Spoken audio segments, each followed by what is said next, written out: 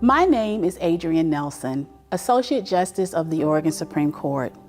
It is the court's goal in every jury trial to find jurors who will decide the case before them without prejudice or bias, because under the Constitution, everyone deserves a fair trial.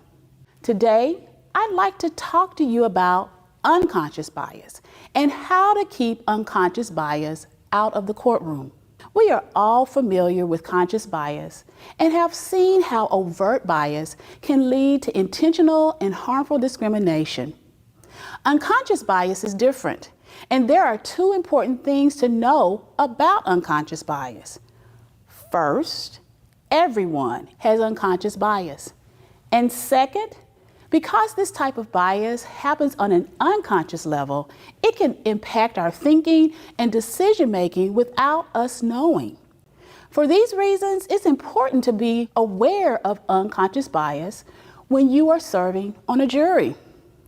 In this video, we will explain how unconscious bias works and give you tools to help safeguard against unconscious bias in the jury room. To understand unconscious bias, we need to learn a little bit about how our brains work. Our brains learn through association. They make quick, unconscious, and automatic associations in response to the world around us. I'm sure that when you walked into this room to sit down on your chair, you didn't spend a second thinking about that object you were going to sit on, because your brain has learned what a chair looks like and what you are to do with the chair. Our brains do that about everything, including people. What our brains have learned is that certain people are associated with certain things. Even people with deeply held conscious belief that all people should be treated fairly still have unconscious bias. Sometimes our unconscious associations even conflict with our conscious belief about fairness. If and when we stop to consciously think about it, we might decide our initial hasty judgment doesn't actually fit with the information we're being presented with and what we really know to be fair. It's important as jurors to be aware that unconscious bias exists. Everyone has unconscious biases. So in this video, we will explore what you can do to address the effects of unconscious bias while serving on a jury, so that you can be sure you are making objective decisions and treating everyone fairly. Let's run through a few quick examples of unconscious bias to experience it firsthand. Remember, we're looking for instantaneous and instinctive decision-making that is influenced by deep-seated stereotypes and attitudes in our brains. When this video started, we all saw Justice Nelson. Truth is, each of us made instantaneous decisions or prejudgments about what type of person she is, even though we don't know her or have any additional information about her. Perhaps you instinctively felt that she was smart, impartial, open-minded, or in charge, or may have concluded that she was tough, intimidating, or out of place. The fact is, we cannot process all the information we receive.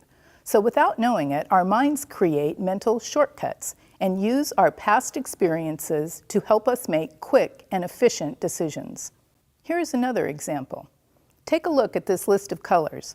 Try to name the colors as quickly as possible while ignoring the words.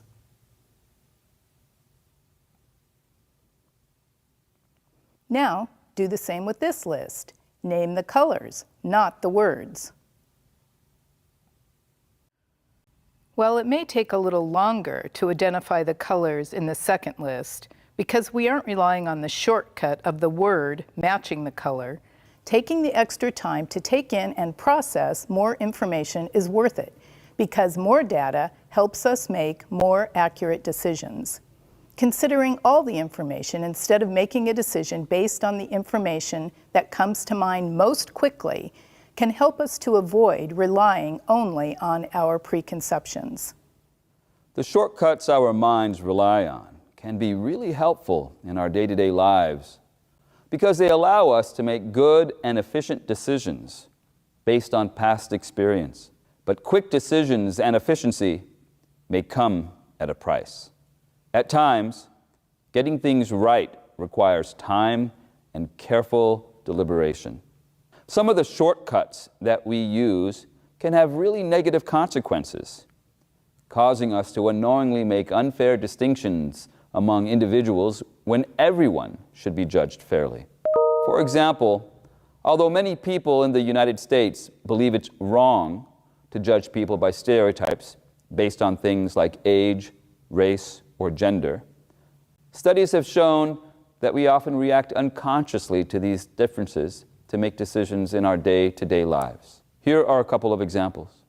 For a long time, orchestras were largely male, with almost no female musicians selected during auditions. Many orchestras changed the audition structure so that a screen concealed the identity and gender of the auditioning musician from the selection committee. This change drastically increased the number of female players in classical ensembles and demonstrated that there may have been an unconscious gender bias at work. Here is another example. When subjects of a study were presented with images of people who were able-bodied and people in a wheelchair or with a seeing eye dog in the workplace, researchers found that the subjects of the study made assumptions that the workers who were able-bodied were more productive at work. Understanding that you can be influenced by unconscious bias is an important first step in preventing it from tainting your decision-making during a trial. When you are aware, individually and as a group, about the existence of unconscious bias, you can evaluate when and whether it is impacting your decision-making. You can also remember that unconscious bias acts as a sort of blinder. If you make decisions based on unconscious bias, you are unaware or blind to the stereotypes and attitudes that are actually guiding your decisions. Awareness helps us get rid of the blinders. When you are aware that pretty much everyone has unconscious biased stereotypes and attitudes based on things like age, race, and gender, you can look for those biases and have a better chance of preventing unconscious bias from affecting your decisions and judgments as a juror. In fact, jurors have told researchers that once they were made aware of unconscious bias, they were able to check in with themselves during the trial and evaluate their decision-making process. Would they come to the same conclusion if the person on trial or the witness were someone of a different race, religion, disability, gender, or age? This kind of conscious evaluation of our decision-making can help us avoid mistakes based on unconscious bias. Only after evaluation did the jurors feel confident they were judging the person on trial, the witness, or the lawyer fairly.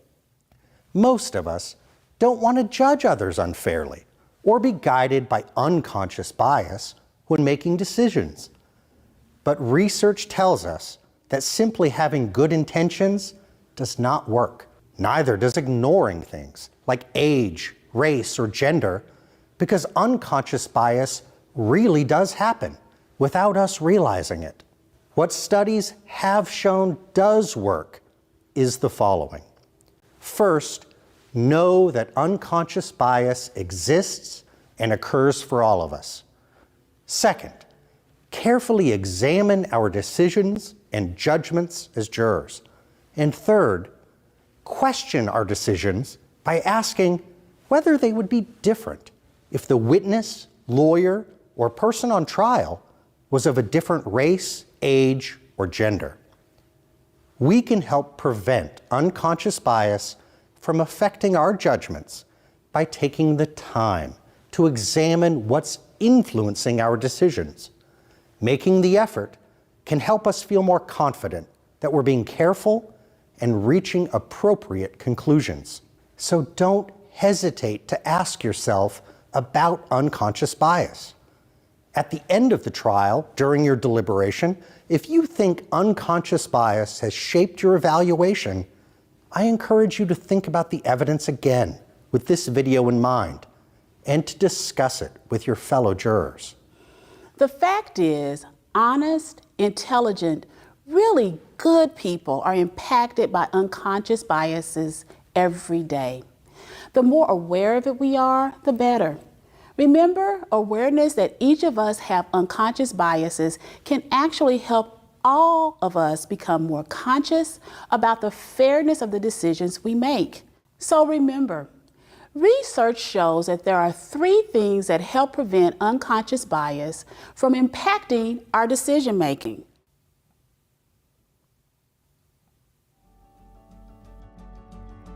Thank you for taking the time to consider this issue.